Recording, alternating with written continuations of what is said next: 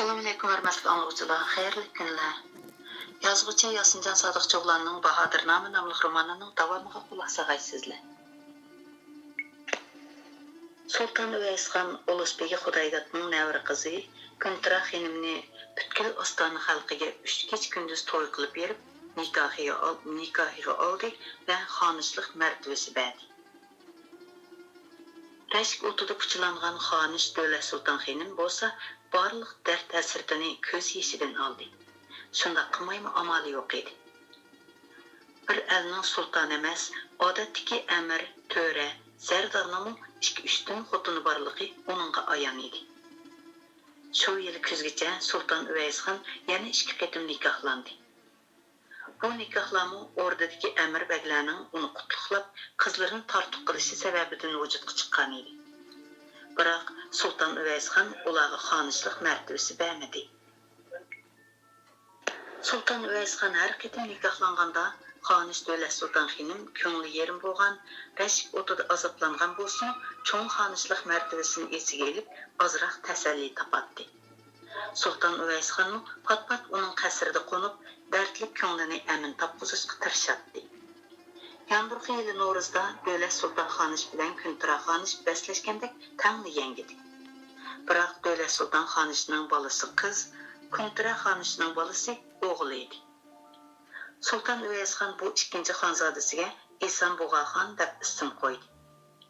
Shundan keyin uningga o'g'il farzand yuzi ko'rish nasib bo'lmadi. Mayli xonish, mayli g'unchichalar bo'lsin, sapli qiz yangigan edi. Allah egen manga shunchacık xotun, shunchacık farzand bergan bo'lsin-mu. Lekin oran 2 o'g'il nasib qildi. Buningga 100 ming shukr. Ey Allah, yana inoyating bordir. Deydi pat-pat hasratlanib. Sultan Üveysxan hokimiyat beshiga chiqqandan keyin saltanat nisbatan tinish bo'ldi. Qashqar Mirza Ulug'begning qo'lida turayotganini hisobga olmaganda, butkul Mo'g'uliston tasarrufi cho'ng darajada tashqi kuchlarning hujumiga uchirmadi.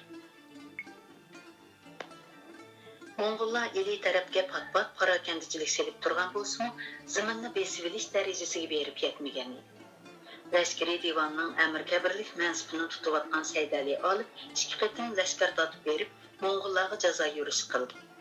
Meligar Eson Toyshi Saydali olib lashkar tortib kelib bo'lguncha, allaqachon lashkarlarni chekintirib bo'ladi. Amirlar pat-pat qo'shni ellarga lashkariy yurish qilish talabini beradi.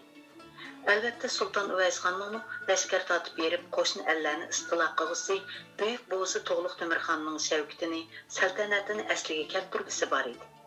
Ammo tog'isi Sultan Shir Muhammad Xon saltanat surgan mezgillarda o'rdadagi amirlarning qo'llashiga erishish hamda aysh-ishrat, kayf safo uchun xazinani quruqtab qo'ygan edi.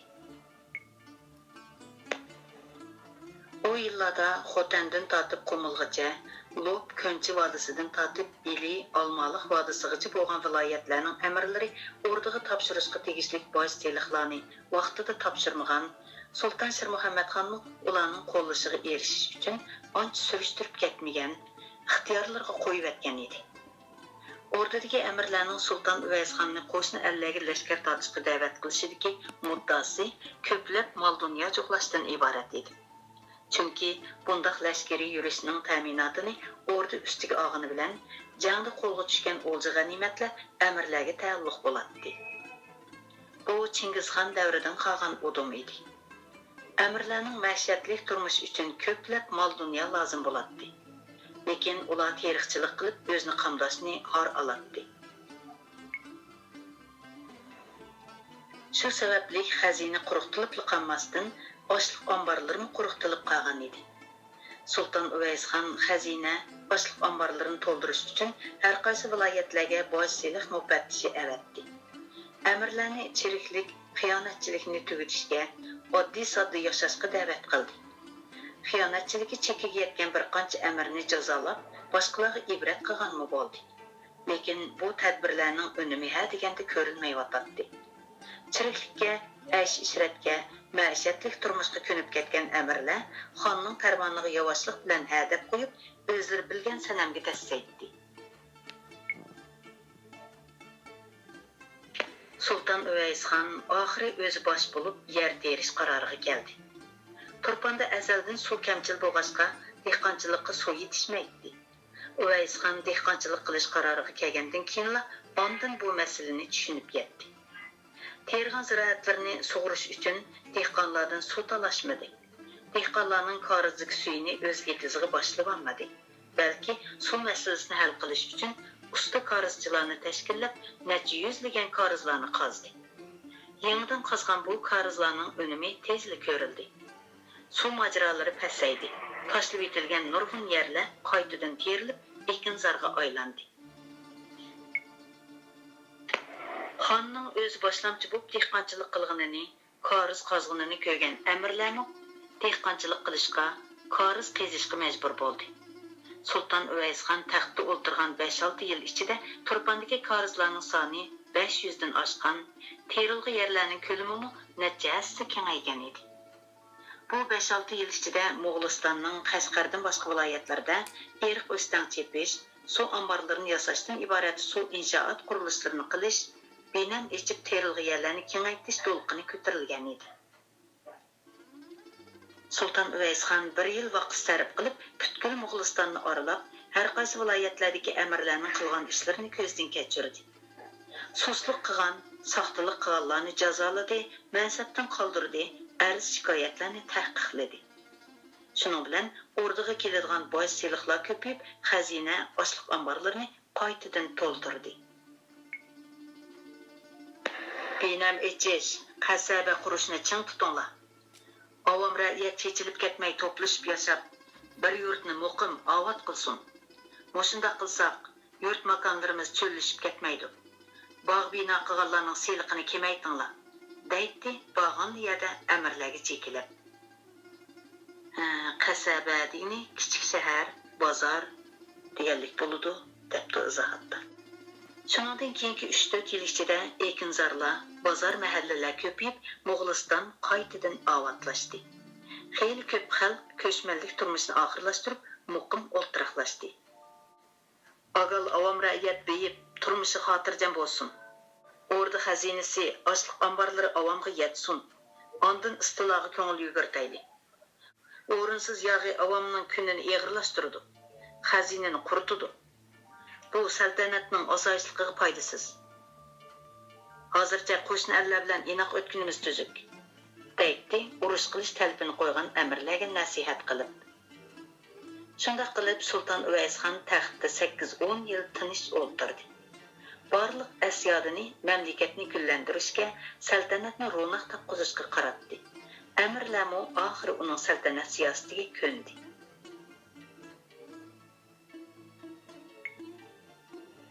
Janobi qibligohimiz saltanat tizginini qo'liga olgan 8-10 yildan beri el yurtda tinchlik bo'lib, avam ra'yat osoyishlikka yuzlandi. Dedi Ulusbegi Xudoydod bir kuni atganlik qobulda tavazu bilan qo'l bog'lab turib. Bunda qo'yning dumbisida to'rg'ay ulig'idek misli ko'rilmagan bayoshatlar azaldan hech qanday bir xon sultonlarning tasarrufida ko'rilgan emas.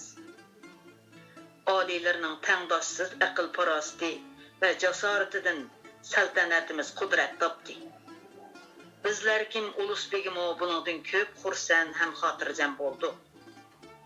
Uzundan beri Baytul Muqaddasga berib haj tavob qilish orzuyimiz bo'lsa-mu, saltanat ishlariga ozdir ko'pdir yordamimiz tegib qolaver deb ul muddaimizni oshkorlamay kelgan edik.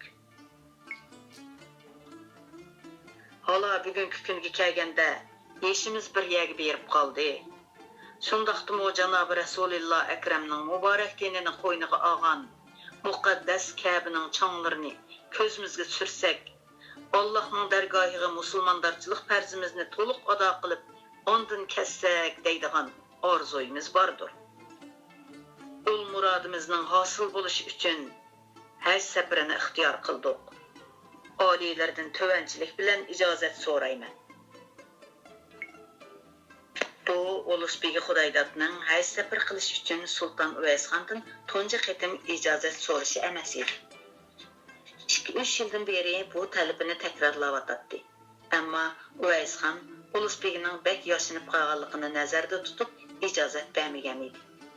Buvisining haj safari qilishni to'sishga jur'at qilolmagan Said Ali olibmi Sulton Uvaysxondan buvisiga ijozat bermaslikni o'tingan edi.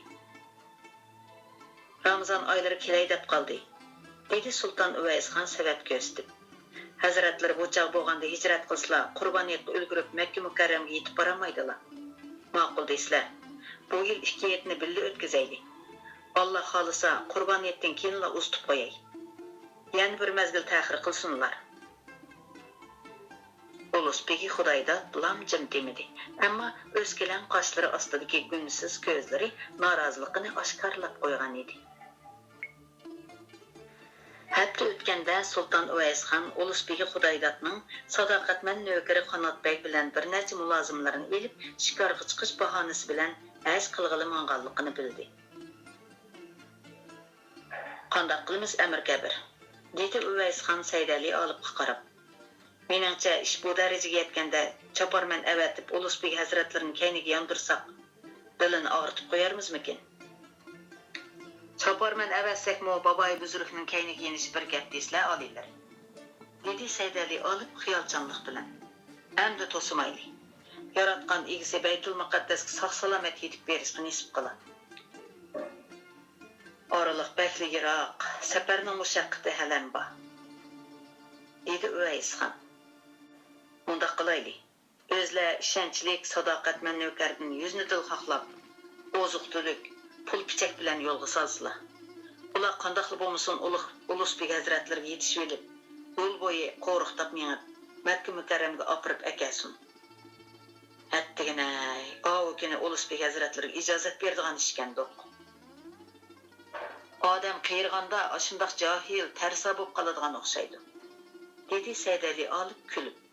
Meningcha, eng yaxshisi qo'riqchi avatmayli. Olmadis rasmiy xatarga yo'l qilib qolsa, ul yuz navkar hech nimaga dalda bo'lolmaydi. Boboy buzrukning bir necha mulozimni hamroh qilib minishidimi, o'ylig'ini bo'lishi mumkin. Qo'riqchi ilvag'isi bo'lsa, necha yuz xos navkar bor edi emasmi? Uning ustiga bu safarda hamrohning ko'p bo'lmagani yaxshi.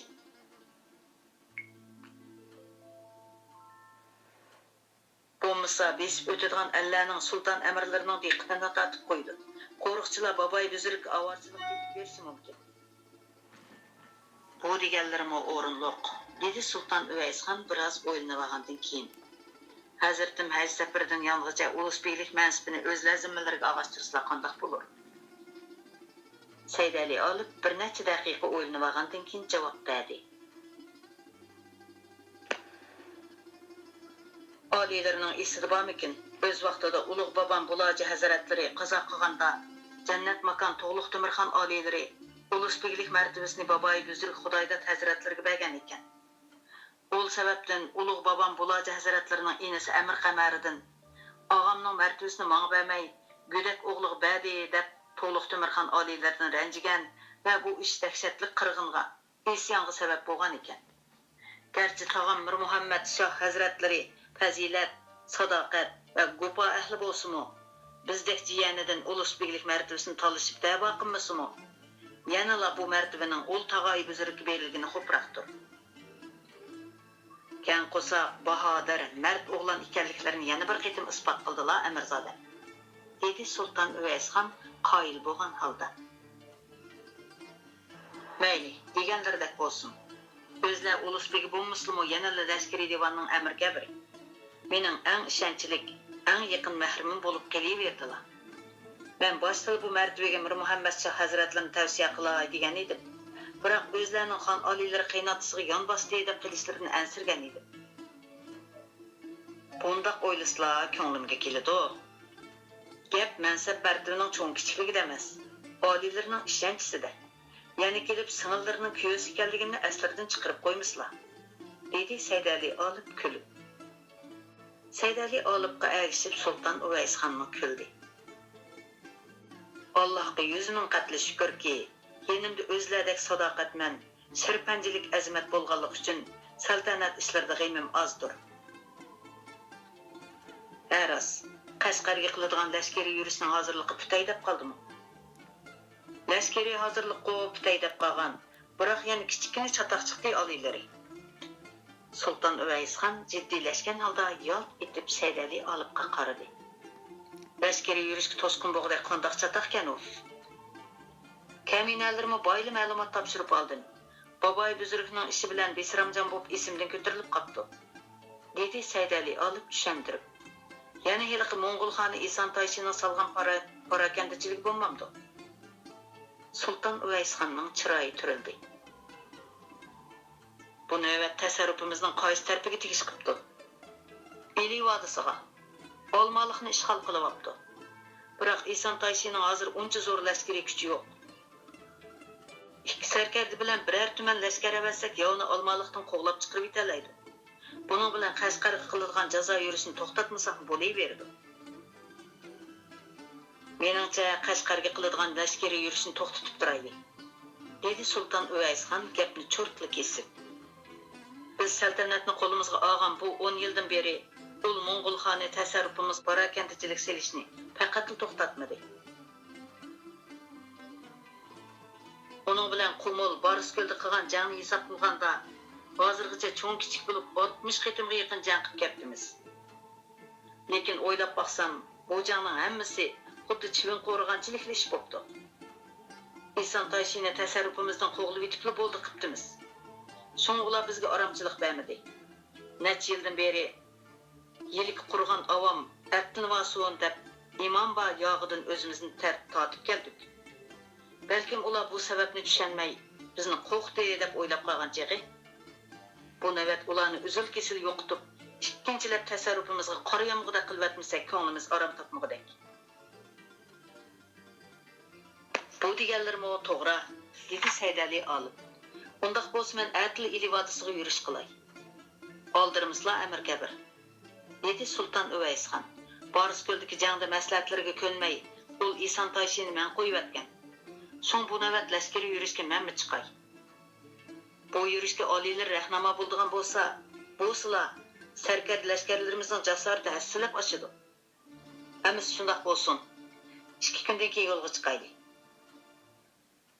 Maslahat pishqandan keyin Sulton Uvaysxon yorliq tushirib, qaynotasi Mir Muhammad Shohga ulusbeylik martabasini berdi. Ondan uni o'zi laskariy yurishdan qaytib kelguncha ostonada qilib, o'rda ishlarini boshqarib turishga belgiladi. Güzel ili vadisi talqan töktü bo'lgan chaq. Sulton Uvaysxon daryo bo'yida yolg'iz xiyol surib o'tirdi. Xos navkarlari uning xiyolini bo'lib o'tmaslik uchun ozroq orliq tashlab, atrofni ho'sharlik bilan kuzatib o'tdi.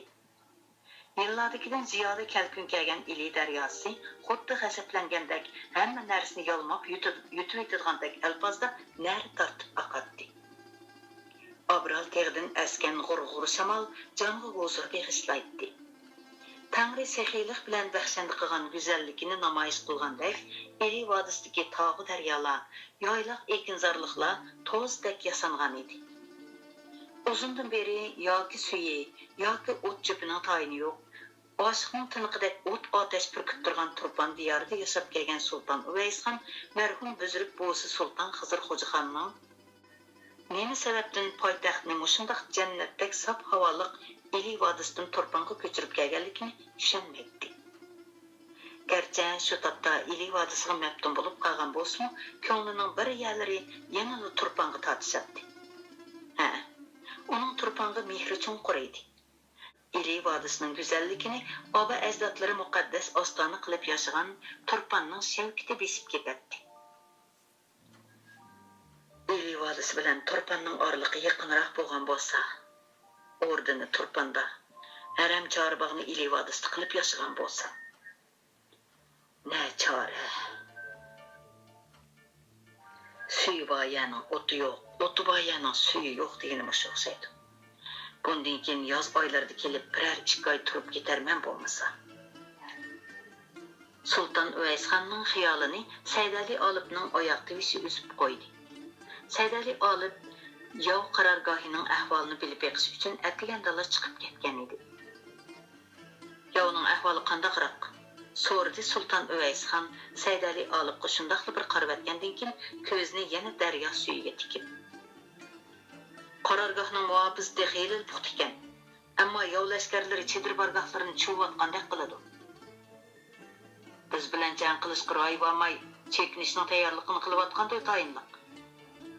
Bir nima demek tez alileri. Herhalde yavunu sel çağlamaylı. Özümüzden cesaretini sundursak mı bulmaz? Dedi Sultan Üveyshan mağrur kıyafette.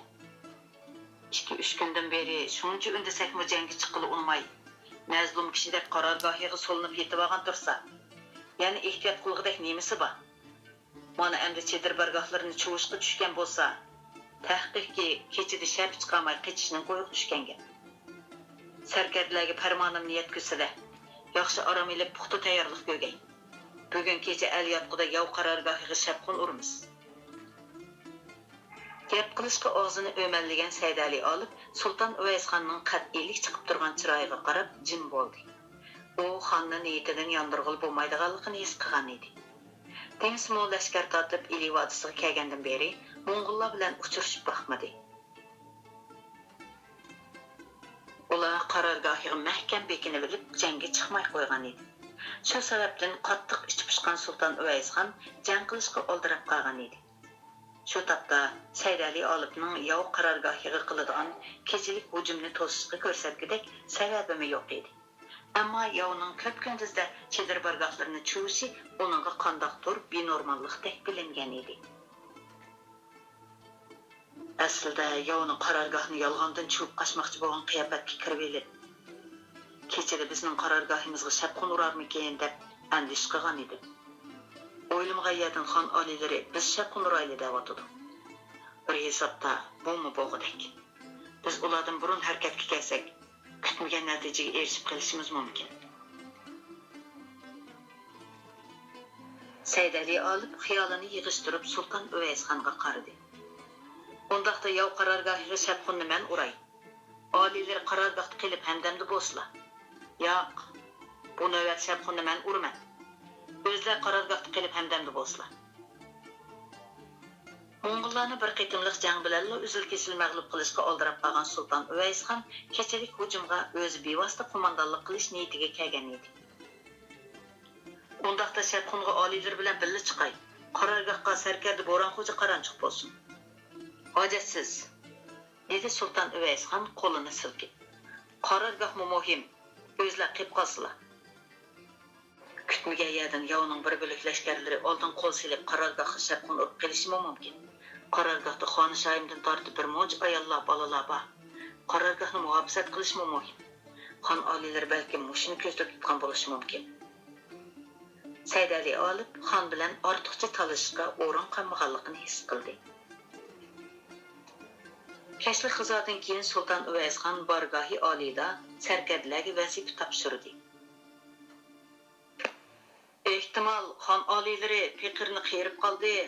Shapqin urushga yaramaydi deb qarorgohni saqlashga qoldirib qo'ygan bo'lishi mumkin. Dedi sarkarda Bo'ronxo'ja ko'kirkiga tushgan oppoq soqollarini titirdi. Garchi yoshni qiyirib qolgan bo'lsak-mu, g'ayratli yigitlardan qilishmaymiz. Oliylarning bu qitim shapqinga fikrni elib olishini iltimos qilaman. Sarkarda janoblari hadisli yigitlik davos qiladilar-yu. O'ylab qo'yayli desak unmaydilar. Dedi Sultan Uvaysxon sarkarda Bo'ronxo'ja bilan cheqishib. Yoshlanganliklarga tambaslar amdi. Janobi sarkarda mazlum kishiga shapqin uranmaydigan bo'lib qolg'ili xeyli bo'ldi oliylari. Deb chaqchaq qildi sarkarda Po'lat Bahodir. Rostlaydilar sarkarda deb chaqchaqni ulg'aytdi sarkarda Qalqonbek Ko'kuldash. Janob sarkarning boshqa yerning mag'dur qolmag'ini bilan qo'lining mag'duri bor. Bargoh oldida gurrida kulki ko'tarildi. Mazlum kishiga shapqin urishda har qaysilari fikrning oldida yeb yashamaydilar, dedi sarkar Bo'ronxo'ja qoqoqlab kulganicha. Ammo yov qarorgohiga shapqin urish ul ishqi zinhor o'xshamas. Fikr o'likdir kimni janob qiblagohimga otib o'tganman. Shunga ul Mo'ng'ul bilan yog'i qilganda oliylarning endi bo'lishini xohlayman. Butkul hayotini o'ziga sadoqatmanlik bilan beg'ishlagan bu peshqadam sarkardini Sulton Uvaysxon bakli hurmatlaydi. Shu sababdan farmonga qarshi chiqib qilgan tarang-turang so'zlarini, qo'polliqlarini kechirib yetdi. Boshqa sarkarlarga Boran xo'janing sadoqatman jasurligini ulgi qiladi. Ha, sarkarda Boran xo'janing xotini bundan 3 yil ilgari qazo qilib ketgan edi. Shu chaqda odatda qo'pol, bag'ri qattiq, rahimsiz ko'rinadigan Boran xo'ja un qo'yib yig'lab, oz yechib, barliq hozdarlarni ayron qoldirib o'tgan edi. Sultan Uvaysxon sarkarda Boran xo'janing bir umr o'sha ayol bilan yashaganligini, boshqa amir sarkarlarni do'rab, to'qal elib, ayolini kundashlik azobiga duchor qilmaganligini obdan biladi. Sultan Uvaysxonning nazarida sarkarda Boran xo'ja so'ygiga sadoqatman chin oshiqlarning timsoli edi. Sultan Uvaysxonning bir necha qitimliq o'lni verish taklifini sarkarda Boran xo'ja silliqlar rad qilib o'tgan edi. Şəfqatlarga köpdən köp rəhmət alaylar. Əmdi qançalik ömrüm qaldı bilməyəm. Keyinki ömrümni aşı rəhmətlik məzlumumның ruhiga ataq, durduqış bilan ötküzmə. Əmdi mən qitim öylənsəmmi, ol cənnət makam məzlumğa zinhar oxşamaz. Degan edi Boran xo'ja ko'ziga liq yosh elib. Sultan Uvaysxon xiyolini yig'ishtirib, sarkarda Boran xo'jaga qaradi. Peshqadam sarkardining ko'zlaridan qat'iylik chiqib turadi. Sultan Uvaysxon jang qilsa ko'ngli yayrab ketadigan bu sarkardining talabini rad qilishga amonsiz qoldi. Bo'ladi. Sarkardi Boran xo'ja men bilan birga qalb tutursin. Xon oliylar ijozat bersa, bak atgamiz sarkardi Boran xo'ja hazratlariga bizni turshavul bo'lsak. Bak atga degan harbiy ustoz degan so'zgani. Sultan Uvaysxon qo'l bog'lab turgan yosh ichki sarkardiga mamnunlik bilan qaradi. Yigitlik qo'ramiga amdil yetgan Hasan Sultan bilan Luqman Sultan marhum tog'si Sultan Shir Muhammad xonning xonzodalari edi. Sultan Uvaysxon taxtga chiqqandan keyin onasi Sultan Xotunning tavsiyasi bilan ularga amirlik martabasi berib, Lashkariy divanning o'rinbosar sarkardaligiga tayinlagan va sarkarda Boran xo'jani ularga atga qilib bergan edi. 10 yildan beri ular sarkarda Boran xo'janing ko'ngil qo'yib tarbiyalashi bilan lashkariy mahoratni puxta egilib, yaramliq sarkarlardan bo'lib qolgan edi. Sultan Uvaysxon ularni o'z inalarida ko'rib, izzat ko'rsatib kelyotdi. Bu qitimqi lashkariy yurishda ular qattiq talab qilib turg'azga birga elib kelgan edi. Kechilik jangning xim xatiri to'la. Bular jangbozlik mahoratida xeyli yetishib qolgan bo'lsin. Lekin texi rasmiy jang ko'rib baxmadi. Ko'ngilning tinchligi yaxshi. Shahzodalarning jasoratiga opirin, dedi Sultan Uvaysxon ularga mehr bilan qarab. Hammaylar shabxun o'siq ketsa qarorgoh qo'riqsiz qoladi. Qo'riqchisiz qoladi. Qarorgohimizni qo'g'dashmi o'xshasla muhim. Uning ustiga qarorgohda mazlumlarimizdan boshqa ushshaq bolalarmi bor? Ikkilari yana qarorgohda qilib, xonish bilan og'joyimlarning, bolalarning amalligiga mas'ul bo'lishdilar. Sultan Uvaysxon gapni cho'rtli kesib o'tgachga, Hasan Sultan bilan Luqman Sultan yana gap qilishga petinamay, atgasi sarkarda Boran xo'jaga qaradi. Sultan Uvaysxonning muddasini tushungan Boran xo'ja ularga ta'tir qarab elib, gap qilmay turib oldi. "Amiz shundoq bo'lsin. Al-yotqida hujumni boshlaymiz", dedi Sultan Uvaysxon kengashning oxirlashganligini bildirib. Mo'g'uliston sarkar lashkarlariga hamdam bo'lmoqchi bo'lgandek, havo tutuq, kecha osmonida bir talma yulduz yo'q edi. Atrof xuddi qozonni dum keltirib qo'ygandek qorong'u bo'lib, 10 qadam yerlik narsani ilg'a qilib bo'lmaydi. Shab chiqarmay yov qarorgohiga yaqinlashgan lashkarlar yov qarorgohida muhofizachilarning yo'qligini ko'rib, biroz tingirqidi. Qarorgohning ichidagi chedir bargohlarning yermi degidek yo'q edi. Ne odamning ovozi, ne otlarning kishnashlari anglanmaydi. Eson Toshir rostini qarorgohni tashlab qochdimi nima? Deb o'yladi Sultan Uvaysxon yov qarorgohiga sinchilab qarab. Rostini qochgan bo'lsa, nemishqa qarorgohda ozg'ina chedir bargoh qoldirib qo'ydi. O'zining qochqinini yoshirib, keyindan qo'g'ilishimizdan ansirab, ko'zimizni bog'lamoqchimidi u ya? Sulton Uvaysxon damalliqqa bir qarorga kelolmay ikkilanib turib qoldi. Qarorgoh bo'sh turdi-ku oliylari. So'radi Po'lat Bahodir. Yo sarkardasi qarorgohni bo'sh qoldirish pantini ishlatyapti ya. Notayin, dedi sarkarda Bo'ron xo'ja. Kuch elishamaydiganligini planlab tikib etgan gap. Endi yana mulohiza qilib turishga vaqt yo'q edi. Sulton Uvaysxon buyruq kutib turgan sarkardalarga qaradi. Mayli pant ishlatsin yoki tikib etsin. Bugun kecha ular baribir o'limdan qutulolmaydi. Odam bo'lsin bo'lmasin, agal qarorgohni egilayli. Turshavullar qarorgohni bosqin qilg'ay. Buyruq bilan tangla Turshavul qo'shinining sarkardasi Qalqonbek Ko'kildosh lashkarlarini boshlab qarorgohga bostirib kirdi. Sulton Uvaysxonning yanida qarab turg'isi kelmagan sarkarda Bo'ron xo'jimi Turshavul qo'shiniga agashdi. Lekin qarorgohdan bir miyov lashkarini topolmadi. Biya-biyada qoldirib qo'yilgan chedirlarmi qup-quruq edi. Ammo chedirning ichiga jinchiroq yiqib qo'ygan edi. Mo'ng'ullar aslida qechibdi, dedi jang qiladigan lashkar topolmay xumori tutgan bangidek bo'lib qolgan sarkarda Bo'ron xo'ja yenidagi chaparmanga qarab. Darhol oliylarga ma'lumot yetkazsinlar.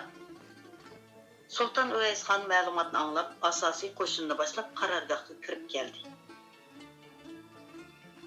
Ahvoldan qaraganda biz aldangan o'xshaymiz, dedi yov qarorgohining normalsizligini his qilgan sarkarda Qalqonbek Ko'kildosh jiddiylashgan holda Sulton Uvaysxonning oldiga kelib, lashkarlarni darhol qarorgohdan chekindirayli oliylari.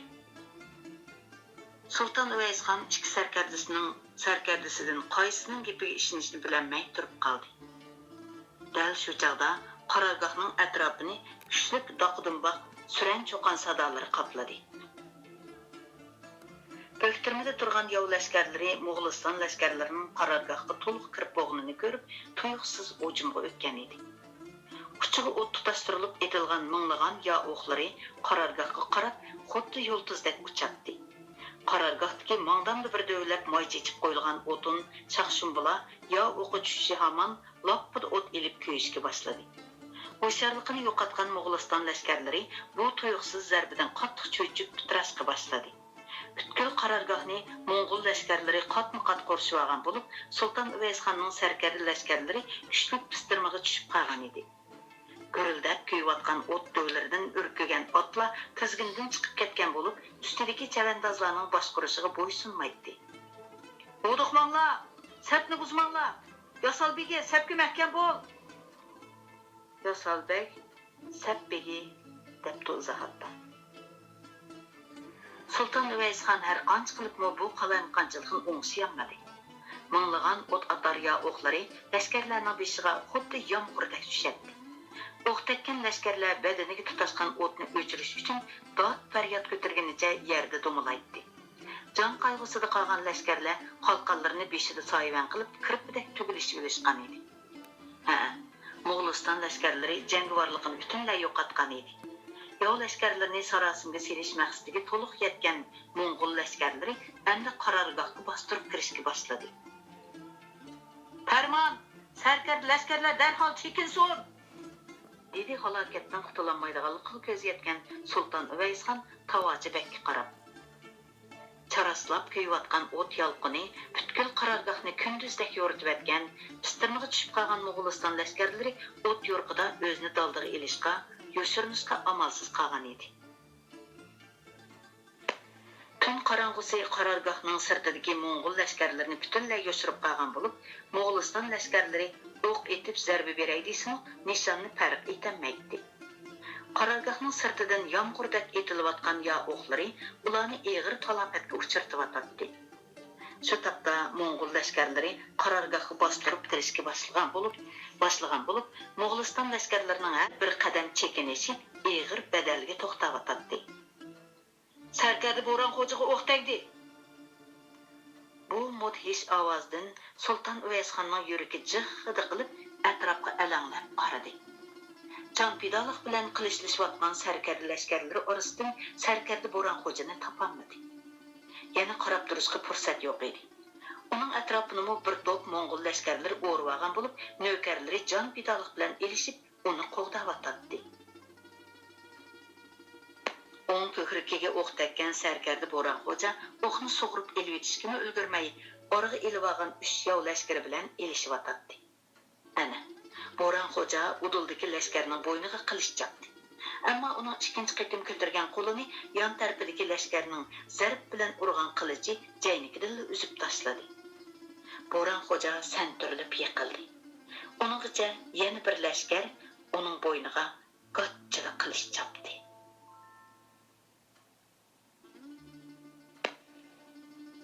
Sultan Uvaysxonning navkarlari bir-birlab qirilib ketyotdi. Mo'ng'ul sarkarda lashkarlari asosli hujum nishonini Sultan Uvaysxonga qaratgandek qiladi.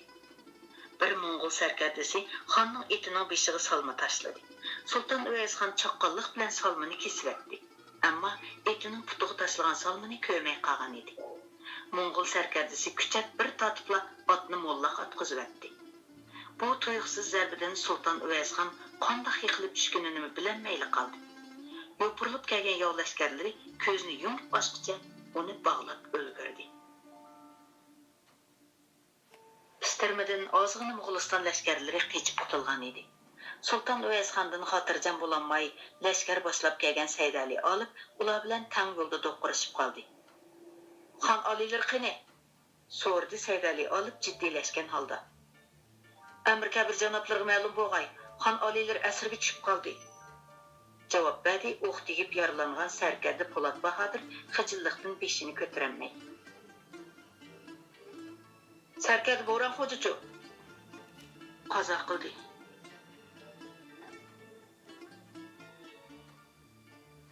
Sarkarda Qodir o'g'lim bilan sarkard Mansur polvonning ahvoli aniq. Dedi sarkarda Qalqonbek ko'kildosh gunohkorlardek beshini egib. Sarkard Olchinbek bilan sarkard Toyirbekmi qo'rsog'iga tushib qoldi. Dedi yana bir sarvoz. Saydali olib jangda yengilgan sarkard lashkarlarga ayiblash nazari bilan bir qarab qo'yib, etiga qamchi soldi. Sarkarda Po'lat Bahodir bilan sarkarda Qalqonbek ko'kildosh uning orqasidan agashdi. Ular yetib kelganda Mo'ng'ul lashkarlari qarorgohni tuzashtirib, ehtiyot tadbirlarini ko'rib ulgurgan edi. Shundaqdimi ular qarorgohga hujum qildi. Ammo yov lashkarlarining shiddatli yo o'quvi bardoshlik bermay chekindi. Yov lashkarlari qarorgohning doldasida turib o'q etyotdi. Qaramliq qilavermay, bayatın jangda aman qolgan lashkarlarni amdiman yovning o'qiga tutib bermay. Xon oliylarini ularning qo'ldan qutuldirib chiqish endi mumkin emas. Ati yaxshiroq bir amal topay. Yov qarorgohga bostirib kirishga amal qilolmagan Saydali olib, ilojisiz sarkarda lashkarlarini chekintirishga majbur bo'ldi. Oh, Tangrim, nemish bu? Xon oliylarning lashkar tortib berishiga yo'l qo'ymasam bo'pti ekan. Hech bo'lmaganda birga kelsam cho'kashki. G'aflat besibdi meni. Shafqat Alloh, paxtaning ishini o'z saqlaydigan qudrating bordir. Xon oliylarini o'zing panohingda saqlag'aysan. Mo'ng'ullarning qarorgohi Qo'zichush. Bargohi oliydagi yo'lvoz terisi silingan kursida o'tirgan Ison Toyshi uyqusiga qonmagandek ko'rinsimi, yana ruhliq edi. Ikki qator bo'lib choza qurib o'tirishgan sarkardalari to'limi mag'rur edi. Har bir sarkardaning oldiga birdan pakar, chaqqongina shira qo'yilgan bo'lib, usti pishirilgan qo'y, kola, bo'g'i go'stlari, bo'g'irsoq, irimchiklar bilan to'ldirib etilgan edi. Mulozimlar yo'g'on apqurlarda qimis qo'yib Ison Toyshi oqshomgi g'albisini hozir tabriklayotgandek qiladi. Shu asnoda ikki nafar navkar Sulton Uvaysxonni bargohi oliga boshlab kirdi. Sulton Uvaysxon bir kechida xeyli judat qolgandek ko'rinadi. Shundaqdimi vujudidagi birdamlik qo'zg'algan vasvaslarni besib, to'rda o'tirgan Ison Toyshiga tikilib qaradi. Sulton Uvaysxonning putidan beshigacha tezli nazar tashlab ulgurgan Ison Toyshining xiyollari to'liq ziddiyatli edi. O ayağımga yıkılıp baş urup keçirim so'rab, ilgari meni bir qitim qo'yib atganini pash qilib bir qo'sh qinini tilarmi? Ayni yili meni Boris ko'lda asraganda o'zini Chingizxonning naslidan deb atadi. Agar u haqiqiy buyuk qog'onning naslidan bo'lsa, albatta menga izzat qilmaydi va meni o'z navkari qatorida ko'radi. Shu daqiqada G'olib xon bilan Mag'lub xonning ko'zlari to'qnashdi. Sultan Uvaysxonning chiroyida o'lim vahimasidan asarmi yo'q edi. U ikki tarafda o'ziga hijiyib qarab turgan Mo'ng'ul sarkardalarga nazar ko'zini silib qo'ymay, to'rda mag'rur qiyofatda o'tirgan Eson Tayshiga nashtardek tikilgan edi.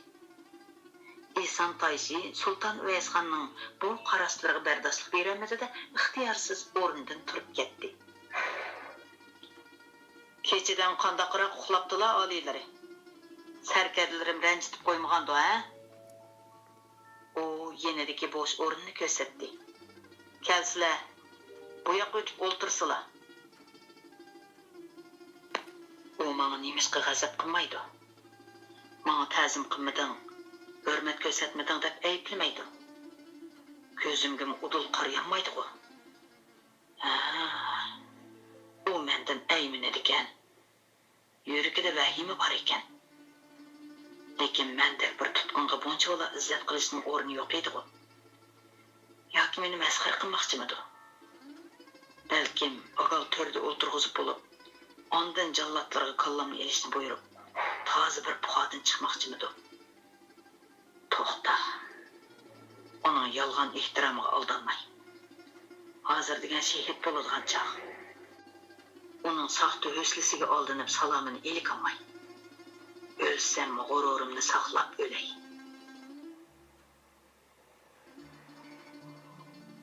Rahmat, mush yerda turaveray, dedi Uvaysxon tamkinlik bilan. Biz sizlarga asirga tushganmiz. Osonlar, chapamlar ixtiyorlari. Yolg'ondan buncha izzat ko'rsatishning o'rni yo'q. Eson Tayshi xirildab kulib-etdi. Oliylari zinhor bet gumon bo'lmag'aylar. Jangda yengilish degan bo'lib turdi. Xijil bo'lmaslar. Xijil bo'lmadim. Oldirong'ilik qilib damlarga tushib ketganimga o'kinyapman. Jangda hiyla ishlatishni faqat bizlar bilamiz deb qolgan edilar. Eson Tayshi Sulton Uvaysxonga bir daqiqa tikilib turgandan keyin gapini davomlashtirdi. Sizlar bilgan jang tadbirlarini bizmi bilamiz? Esimda qilishcha, yog'ining 9 rang bir jang degan gapni o'zlari qilgan-ku deyman. Ko'k Tangriga shukr. Oliylarni asr holatda dargohimda mehmon qilish sharafiga erishganimdan to'liq xushalman. Kaslar, avval biror luqmadan g'izoga eg'iz tegaylik. U meni nima qilmoqchidir? Gapining o'ramidan qaraganda o'ltirish maqsadi yo'qmi, nima? Biz faqat ko'nglimizda halollikqa shak keltirmagan luqmaga eg'iz tegimiz. O'zlarining dasturxonlarida halol ne'matlar yo'qdir. Musulmonlarga harom ne'mat tizilgan dasturxonda o'ltirish joiz emasdir, dedi Sulton Uvaysxon qilchim yuz xatir qilmay. Eng yaxshisi muddalarni ochiq bayon qilsinlar. Eson Tayshi nima deyishni bilolmay turib qoldi. U haqiqatan buyuk qog'on Chingizxonning naslidan ekan. Meni o'z navkarchilikmi ko'mayotdi. Uni shu topda o'limga buyursam, men bildirgan hurmatsizligini, haqavurligini burnidan chiqarsam bo'laverdi. Lekin unda qilsam nomardlik qilgan bo'laman. Bahodirlik shavkatimga dog' tushirib olaman. Oliylarni huzurimizga chaqirishimizda faqat o'z vaqtida oliylardan ko'rgan hurmat qarzimizni ado qilib olishdan o'zga muddo yo'qdir,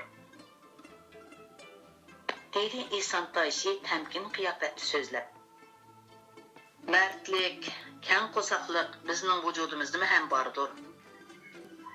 Oliylar qilchilik istirobda bo'lmaslar. Qarorgohlarga elchi mang'uzdiq. Hamimcha sarkardalari Saydali Olibning kildiga vaqtimi bo'lib qoldi. O'ltirsizlar. O'ng'ich bir necha eg'iz olmon bo'layli.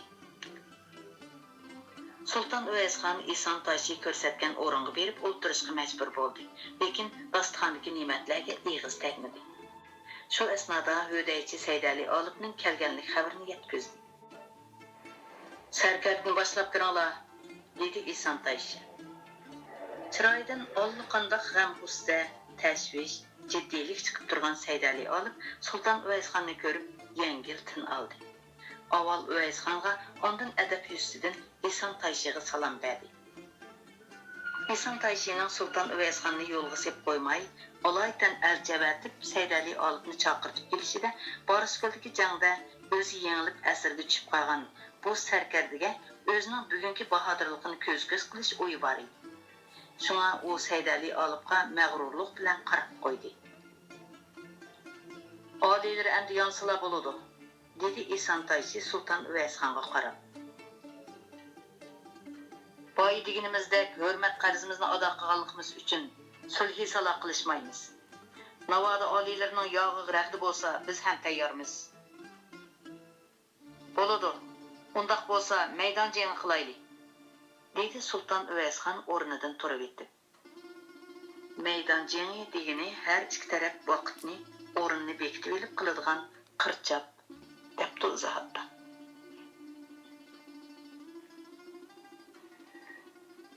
O'rni vaqtni silib ikisilar. Xabarlarni kutaman, dedi Eson Toshi. Ular bargohi oliydan chiqishdi. Oliylarga tayyorlagan otni akilinglar, dedi Eson Toshi. Shu hamon nökarlar egar, noqta, yugan, uzangilarga kumush javohiratlardan bezab qo'yilgan esil Mo'ng'ul arg'amiqini yetilab keldi. Eson Toshi otning chulurini Sultan Uvaysxonga o'z qo'li bilan tutqizdi. Oq yo'l bo'lsin oliylari, Eson Toshi Saydali Olibga qarab dedi. Janobi sarkarda qarorgohimizga minib kelgan etini qo'yib ketgay. O'rniga boshqa ot yangishlab bergaymiz. Saydali Olib lamjim demidi. Eson Toshi ayni yili Borispolddan Saydali Olibning o'zining etini tatib olganlikning o'chini ilib olgan edi. O'z qarorgohiga qaytib kelgan Sultan Uvaysxon oldiga chiqqan sarkarlar bilan salqinda salomlashdi. Sarkarlar uningga so'ngdishibla bargohi oliga kirdida martabasi bo'yicha o'rin elishdi. 4 sarkardisining o'rnining bo'sh turganligini ko'rgan Sultan Uvaysxonning yuragi jig'g'idi qildi. Sarkardi Bo'ron xo'ja, Po'lat Bahodir, Qodir o'g'lon, Mansur polvonlar qini. Qarorgohga qaytib kelguncha Sultan Uvaysxonga shum xabar yetkazishga tilib olmagan Saydali Olib endi rost gap qilishga majbur bo'ldi. Sarkardi Bo'ron xo'ja, Qodir o'g'lon, Mansur polvonlar shehid bo'ldi oliylari. Po'lat Bahodirning yarasi xeyli eg'ir. Sultan Uvaysxonning ko'ziga mo'lladi yosh keldi. Ko'z yoshini sarkardilarga ko'rsatmaslik uchun ta'tir qarab oldi. Topinidan kirgan bir og'riq mingsida to'xtadi. Yuragi begiz sanchig'andek echishdi. Shahzoda Hasan Sulton bilan Luqmon Sulton o'kirib yig'lab etdi. Neymiş qimi men o'lib ketmagandiman. Ularni men o'limga tutib berdim. Ko'ngillarni yerim qilmislar oliylari. Ular saltanatimizga bo'lgan sadoqatini voyaga yetkazdi. Deb tasalli berdi Saydali Olib. Jangda yengish bo'lib turdi. U jannat makon sarkarlarning bu olamdagi rizqini sevish shunchalik bo'g'iydi. Alloh taolo bandalarining jinini bir sababga bog'liq olur deb degan. O'lim har qachon bordir. Ziyoda pag'on chekib muborak tanlarni qiynamag'ayla. Bu sarkarlarning qiyni hargiz bekorga to'kilmaydi. Saydali Olib texchi o'pkilayotgan ikki shahzodaga yuzlandi. O'zlarini sabr qilishdilar. Oliylari, farmon baslar, yovdan qon qisosimizni olaylik, dedi boshqa sarkarlar. Meni birdam yolg'iz qoldiringlar, dedi Uvaysxon hasratlangan holda. Sarkarlar salom berib chiqib ketishdi. Bargohi oliyda yolg'iz qolgan Sulton Uvaysxon buqildab yig'lab etdi. U aşı qaçqınlıq, sərgərdanlıq həyatında yenidən bir qədəm yer bulmay, sadaqətmənlik həm can fidalıq bilan xizmətini qilgan sərkərdi Boran Xo'jadan ayrilish azobiga bardoshlik berolmagan edi. Otasidan kichik qolgan, ota mehriga qonmay cho'ng bo'lgan Sulton Uvaysxonning bu peshqadam sarkardisiga xuddi o'z otasidek mehri bor edi. 3 kun tip-tinish o'tib ketdi. Bugün etigen Sultan Uvaysxon İhson Tayshiga maydon jengi qilish muddasini bildirib, elchi avatdi. Shu topda har ikki taraf qarorgohlaridan Ili daryosi bo'yidagi tuzlanlikda 2 chaqirim orliq qoldirib jang sepi tuzishgan edi. Her ikki tarafning lashkarlarining jasorati bir-biridan qilishmaydi. Ular bir haza daqudun baxchilib, cho'qan suran silib, nari tortishib, aybi ko'rsatishdi. Sulton Uvaysxonmi, İhson Tayshimu sapning oldida turardi. Her ikkisi hujumga o'tishga oldirmagandek, qarshi tarafning ahvolini dangsayotgandek qiladi. Kutaverib taqti taq bo'lgan Sulton Uvaysxon hujumga o'tish farmoni berdi. Shu hamon uning yenidagi tug'beshi hujumga o'tish bayrog'ini planlatib, jang signali chelishga belgi berdi. Tug'beshi xonning tug' ilmini ko'taradigan lashkarlarning boshlig'i deb izohatda. Belgini ko'rganlarcha o'nlagan nog'richilar nog'rilarning hujumga o'tish pardasiga chelishga boshladi. Nog'ri sadosi bilan tangla Sulton Uvaysxon bilan Saydali olib, otlarga qamchi soldi. Ularning kaynidan barliq sarkard lashkarlar nari tatqinicha hujumga o'tdi. Taqibining hujumga o'tganini ko'rgan İhson Tayshimu qo'lidagi agri qilichini egiz ko'tarib hujumga o'tishga farmon berdi-da, etini zarb bilan biqindidi. Daqiqa ichida ko'tarilgan qirt chap sadolari butkul Ili vodisini larziga keltirdi. Qilichlar quyosh nurida valildaydi. Bir-biriga zarb bilan urilishdan ushqun chachraydi. Otlar kishnaydi. Lashkarlar tig' zarbisidan ingraydi. Birdamdala butkul yoyliq qip-qizil qon bilan bo'yaldi. Lekin hech qaysi taraf chekinay demaydi. Sulton Uvaysxonmi, İhson Tayshimu qarshi tarafning lashkarlarini rahimsizlarcha chopatdi. Sulton Uvaysxonning vujudi qisos o'ti bilan yongan edi. Shunga o'zining butun qo'shinga qo'mondonlik qilayotganligini esidan chiqarib, qirchap bilan bo'lib ketgan edi. Mongol sarkardalari Sulton Uvaysxonni hujum nishoni qilib olgan bo'lib, ha deganda to'plashib hamla qiladi.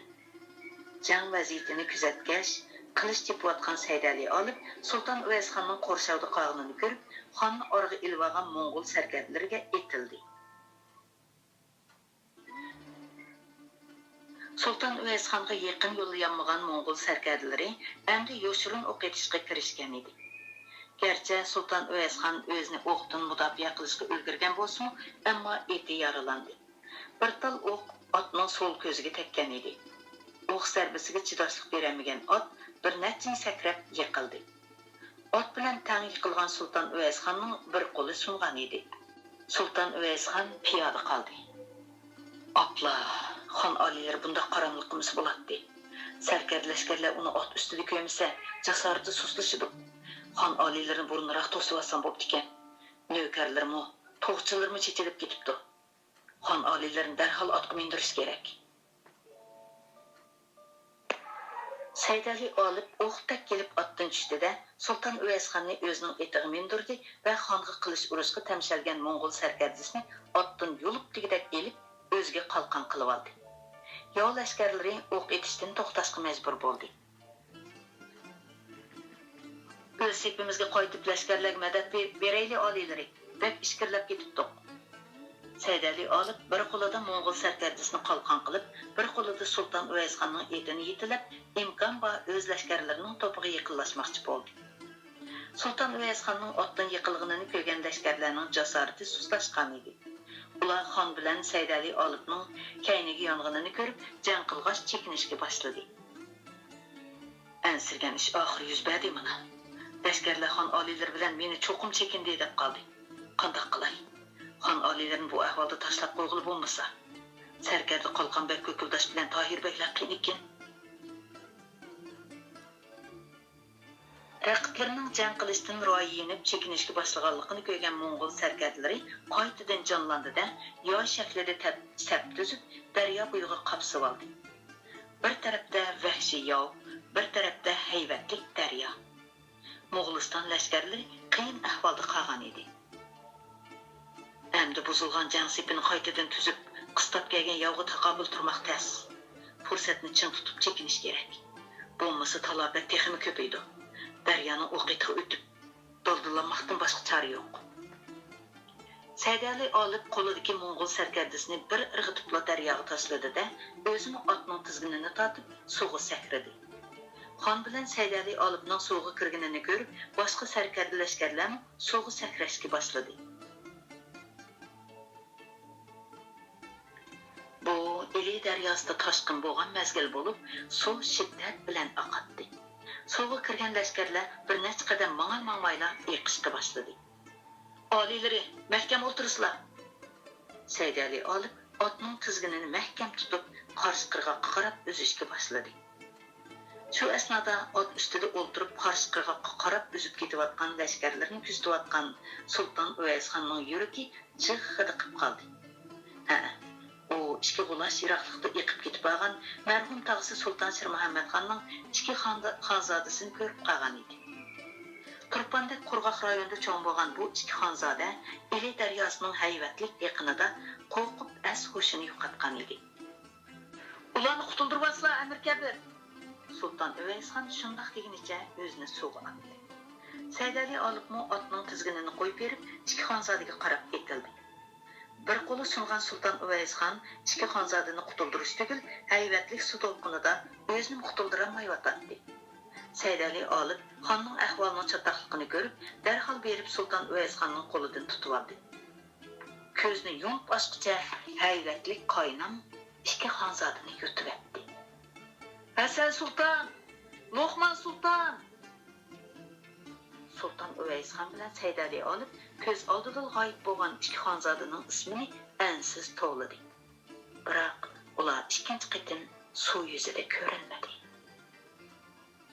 Bo'ldi, oliylari, ularni əmdi izdimaydi.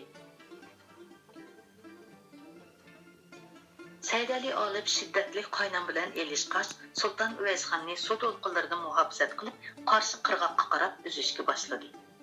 Xanның bir qolu sunğan boğaçqa fəqətlə hərəkətlənməydi. Su bəhmi şiddətli aqatdı. Bir adamını söyrəb əməz, tənha üzüb mağmaqmı təs idi. Səydəli alıb yerib halıdan ketken idi. Dəryanın ottursığı kəlgəndə egilib aqqan dərya suyu ulanı qarşı qırğaqqa əməz, əsliki qırğaqqa eqitib ketdi.